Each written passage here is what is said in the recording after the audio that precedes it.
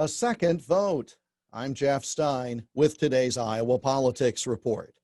The U.S. House of Representatives voted to impeach President Donald Trump yesterday, only the third president to ever be impeached by the House and the only one to have it happen twice.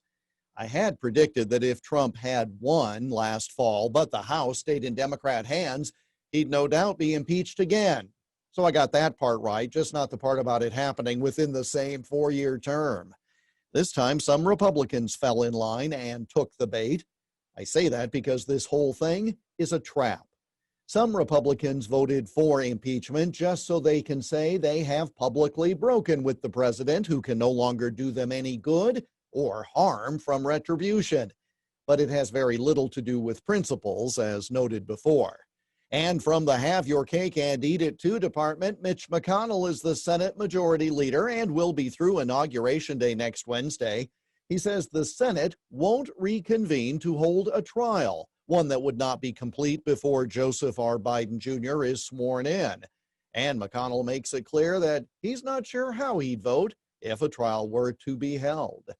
Hardly a profile in courage. He throws shade on the president, but doesn't have to stand up and call the chamber back early to force the issue. How he votes in the event a trial is held will only depend on what polls show, although he'll already no longer be the majority leader and doesn't have to stand for re-election for a full 6 years.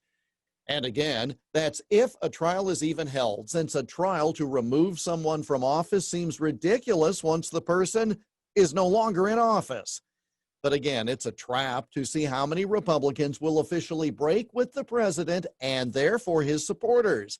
Because in the forthcoming fight for control of the Republican Party, breaking with the president will earn points with the old school folks, but it will completely alienate the Trump fans. A divided GOP is exactly what the Democrats need to ram their agenda through. And many Republicans appear happy to oblige. And that's the Iowa Politics Report for Thursday, January 14 on Twitter and Instagram at Iowa Politics.